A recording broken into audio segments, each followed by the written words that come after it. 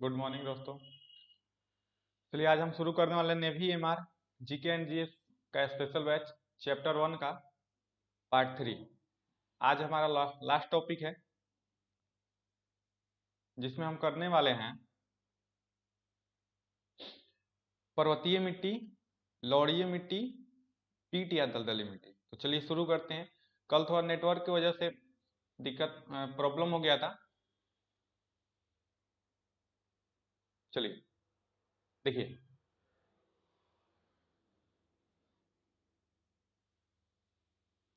पर्वतीय मिट्टी यानी माउंटेन सॉइल। तो सबसे पहले हम जानेंगे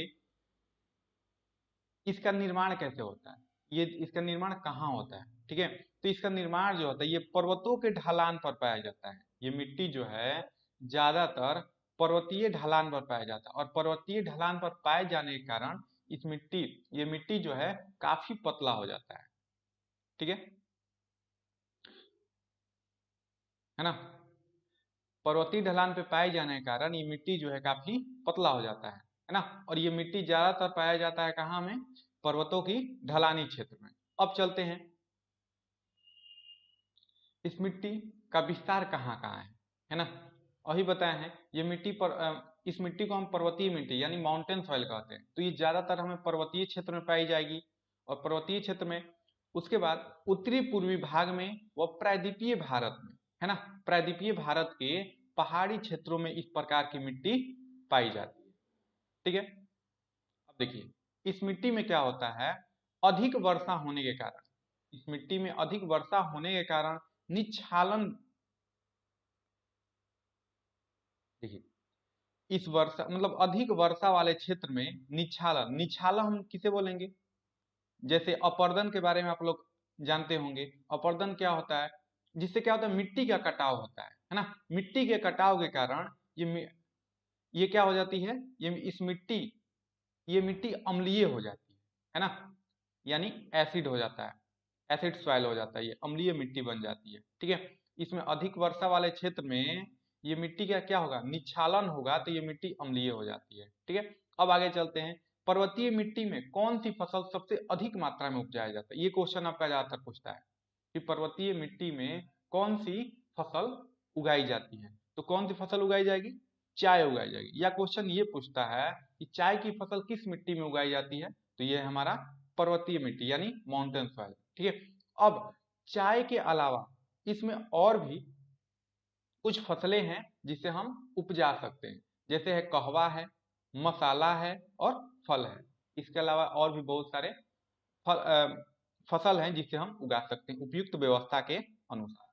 तो ये हमारा क्लियर हुआ पर्वतीय मिट्टी। तो पर्वतीय मिट्टी हमें ज्यादातर कहाँ पाई जाएगी? पर्वतीय क्षेत्र में, उत्तरी पूर्वी भाग में, प्रायद्वीपीय पठार में और पहाड़ी क्षेत्र में, है ना। अब इसके बाद इसका निर्माण कहाँ होता है? इसका निर्माण ज्यादातर होता है पर्वत के ढलानों पर, और पर्वत के ढलान पे होने के कारण ये मिट्टी क्या होती है, काफी पतली होती है। ठीक है, और इसका जो प्रवृत्ति होता है ना, इसका जो नेचर होता है वो कैसा होता है? अम्लीय होता है ना। इसकी प्रवृत्ति, अब क्वेश्चन ये देगा कि पर्वतीय मिट्टी की प्रकृति कैसी होती है या प्रवृत्ति कैसी होती है, तो होती है अम्लीय, है ना। क्यों अम्लीय हो जाती है? क्योंकि अधिक वर्षा वाले क्षेत्र में ये मिट्टी क्या होगा, निच्छालन के कारण यानी अपर्दन के कारण, कटाई छटाई के कारण, ज्यादा अगर एक जगह या तेज धार से अगर बारिश होगा तो वहां की मिट्टी क्या हो जाती है, कट जाती है ना। तो कटने की वजह से ये मिट्टी क्या होगी, अम्लीय हो जाएगी, है ना। अब इसके बाद इस मिट्टी में चाय की खेती अधिक की जाती है क्योंकि ये चाय की खेती के लिए उपयुक्त मिट्टी मानी जाती है। अब चाय के अलावा इसमें कहवा फसल उगा सकते हैं, मसाले की भी खेती की जाती है और फल की भी खेती की जाती है। तो चलिए आगे हम शुरू करते हैं। ये हमारा क्लियर हुआ। अब है हमारा लौड़ीय मिट्टी और क्षारीय मिट्टी, है ना, यानी सैलिन सॉइल एंड एल्कलाइन सॉइल। तो सबसे पहले चलते हैं इसका निर्माण। लौड़ीय मिट्टी का निर्माण कहाँ होता है या क्षारीय मिट्टी का निर्माण कहाँ होता है? तो इस मिट्टी का निर्माण शुष्क वो आर्द्र शुष्क क्षेत्रों में अगर अधिक सिंचाई कर देने की वजह से क्या होता है, इस मिट्टी का निर्माण होता है। ठीक है, अब देखिए फिर से देखते हैं कि ये जो लौड़ीय और क्षारीय मिट्टी है इसका निर्माण कैसे होता है।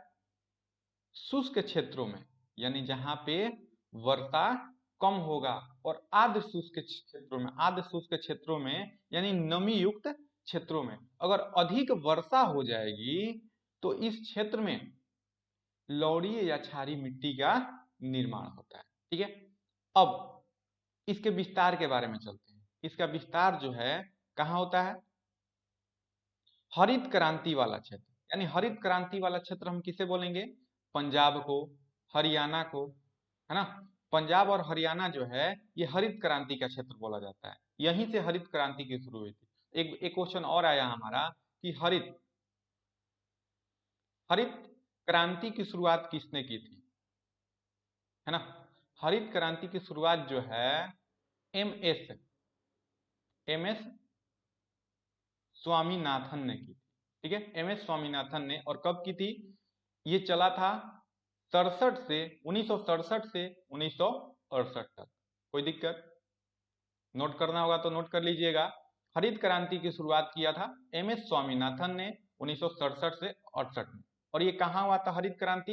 ये हरित क्रांति वाला क्षेत्र जिसे हम बोलते हैं पंजाब और हरियाणा। और इसके अलावा उत्तरी पश्चिमी उत्तर मतलब पश्चिमी उत्तर प्रदेश और उत्तरी राजस्थान में ये लवणीय और क्षारीय मिट्टी पाया जाता है। ठीक है, अब आगे चलते हैं।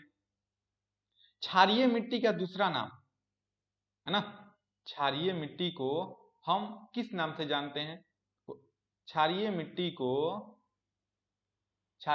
को हम कल्लर के नाम से भी जानते हैं। ठीक है, इससे क्वेश्चन पूछता है कल्लर किस मिट्टी का नाम है, या क्षारीय मिट्टी का कोई दूसरा नाम क्या है? वो है कल्लर। ठीक है, अब चलते हैं आगे। इस मिट्टी की उर्वरक शक्ति कम होती है, यानी उपजाने की जो शक्ति होती है क्षारीय मिट्टी की, है ना, क्षारीय मिट्टी की उपजाने की जो शक्ति होती है वो क्या होती है? कम होती है, यानी एल्कलाइन सॉइल, इसमें फसल कम उपजते हैं। ठीक है, अब इसके बाद आगे चलते हैं। एक और क्वेश्चन आ गया, इसे भी क्वेश्चन पूछता है वाष्पीकरण की क्रिया अधिक होने के कारण, ठीक है, वाष्पीकरण की क्रिया अधिक होने के कारण केशिकत्व द्वारा, केशिकत्व का मतलब आप लोग समझते होंगे, फिजिक्स में पढ़ा होगा आप लोगों ने, केशिकत्व क्रिया द्वारा मिट्टी के ऊपरी परत पर, है ना, सोडियम, मैग्नीशियम व पोटेशियम के लवण जम जाते हैं, है ना। देखिए क्वेश्चन ये है, मतलब क्वेश्चन ऐसे देगा कि वाष्पीकरण की क्रिया अधिक होने के कारण, है ना, किस मिट्टी में सोडियम, मैग्नीशियम व पोटेशियम के लवण की परत जम जाती है? या तो आपका देगा लवणीय या क्षारीय मिट्टी, या दोनों में से कोई एक देगा, है ना। ऐसे ज्यादातर देता है क्षारीय मिट्टी, ना। क्षारीय मिट्टी में या लवणीय मिट्टी में ये सोडियम और मैग्नीशियम की परत जम जाने से, है ना, लवण की परत जम जाते हैं। तो आगे शुरू करते हैं।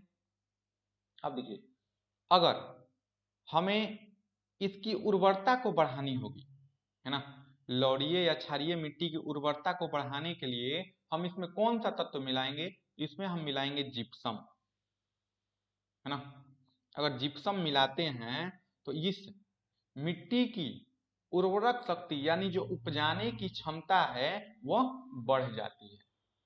ठीक है, अब चलिए एक बार फिर से देख लेते हैं इसका निर्माण कैसे होता है। क्षारीय मिट्टी का निर्माण होगा शुष्क शुष्क व आर्द्र शुष्क क्षेत्रों में अधिक सिंचाई कर देने से इस मिट्टी का निर्माण होगा। तो क्वेश्चन हमारा ऐसे देगा कि शुष्क व आर्द्र शुष्क क्षेत्रों में अधिक सिंचाई करने से किस प्रकार की मिट्टी का निर्माण होता है? तो होता है क्षारीय मिट्टी का, है ना। और क्षारीय मिट्टी का विस्तार ज्यादातर कहाँ पाया जाता है? तो हरित क्रांति वाले क्षेत्र में। तो हरित क्रांति वाले क्षेत्र हम किसे कहेंगे? पंजाब और हरियाणा को। ठीक है, और इसके अलावा पश्चिमी उत्तर प्रदेश और उत्तरी राजस्थान पाया जाता है। ठीक है, इस मिट्टी का दूसरा नाम, यानी क्षारीय मिट्टी का दूसरा नाम जो है वो है कल्लर। ठीक है, इस मिट्टी में उर्वरक शक्ति कम होती है, यानी उपजाने की जो शक्ति होती है वो कम होती है। ठीक है, अब चलते हैं आगे। वाष्पीकरण क्रिया अधिक होने के कारण केशिकत्व द्वारा मिट्टी के ऊपर क्या होती है? सोडियम, मैग्नीशियम व पोटेशियम के लवण की परत जम जाती है ना। अब आगे, इस मिट्टी की उर्वरक शक्ति को बढ़ाने के लिए, यानी उर्वरक क्षमता को, उपजाने की क्षमता को बढ़ाने के लिए हम इसमें जिप्सम तत्व मिलाते हैं, यानी जिप्सम का मिलावट करते हैं। ठीक है, ये क्वेश्चन आप याद रखिए। हरित क्रांति का शुरुआत किसने किया था? इससे क्वेश्चन आ सकता है, एम एस स्वामीनाथन ने। और कब किया था? 67 से 68 में, 1967-68 में किया था। ठीक है, तो चलिए आगे चलते हैं। देखिए, आज का हमारा अंतिम टॉपिक है, लास्ट टॉपिक है, पीट पीट या दलदली मिट्टी, है ना? पीट या दलदली मिट्टी। देखिए, सबसे पहले देखते हैं इस मिट्टी का निर्माण कैसे होता है ना? इस मिट्टी का निर्माण कैसे होता है?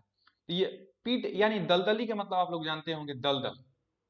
दलदल कहाँ होगा? जहां पे नमी युक्त, मतलब अधिक वर्षा होगा, और जो स्थान हमेशा नमी, मतलब जिस स्थान पे हमेशा नमी रहे, पानी पानी की मात्रा रहे वहां पे, और वहां पे बारिश हो जाए, तो वह स्थान कैसा हो जाता है? दलदली हो जाता है ना? वहां पे दलदल आ जाते हैं। ठीक है, इस मिट्टी का निर्माण कैसे होगा? इस मिट्टी का निर्माण अधिक वर्षा, अधिक आर्द्रता वाले स्थान पर होता है।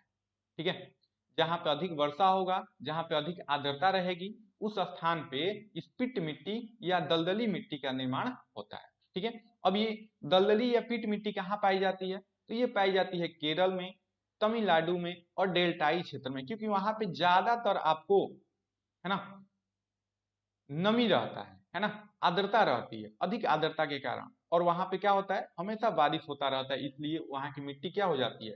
दलदली हो जाती है। ठीक है, और इसमें प्रचुरता कौन सी, क्या चीज की होती है? लवण की और ह्यूमस की, है ना? ह्यूमस के बारे में आपको बता चुके हैं फर्स्ट वीडियो में, आप जाकर के देख लीजिएगा। अगर आप अगर आप लोगों ने इसका फर्स्ट और सेकेंड पार्ट नहीं देखे होंगे तो प्लेलिस्ट में जाकर के देख सकते हैं। ठीक है, देखिए, इस मिट्टी में कौन से तत्व की प्रचुरता होती है? लवण की और ह्यूमस की प्रचुरता होती है, और कमी होती है पोटास की और फास्फोरस की। ठीक है, और ये मिट्टी की प्रवृत्ति जो होती है, ये भी होती है अम्लीय, है ना? जहां पे अधिक वर्षा होगा वहां पे, वहां की मिट्टी अम्लीय हो जाती है। ठीक है, एक बार फिर से देखते हैं इस मिट्टी का निर्माण कैसे होगा। अधिक वर्षा और अधिक आर्द्रता वाले स्थान पे दलदली मिट्टी का निर्माण होता है। ठीक है, और इसका विस्तार, यानी ये मिट्टी कहाँ कहाँ पाया जाता है?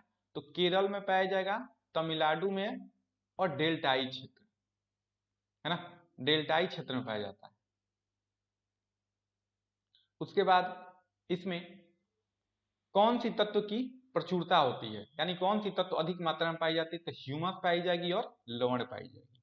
कमी होती है पोटास की और फास्फोरस की। और देखिए, ज्यादातर क्वेश्चन ये पूछेगा कि दलदली मिट्टी की प्रवृत्ति कैसी होती है, तो होती है अम्लीय। ठीक है, या डेल्टाई क्षेत्र में किस प्रकार की मिट्टी पाई जाएगी? तो पाई जाएगी दलदली। ठीक, तो मैं आशा करता हूँ आपको समझ में आया होगा। अगर कोई दिक्कत होगा तो कमेंट में आकर के पूछ सकते हैं। आज के लिए इतना ही।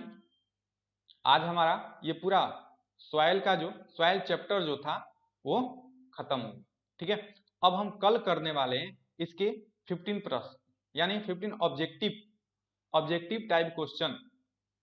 ठीक है, जो हम कल करेंगे। तो चलिए आज के लिए इतना ही छोड़ रखते हैं। ठीक है, बाय।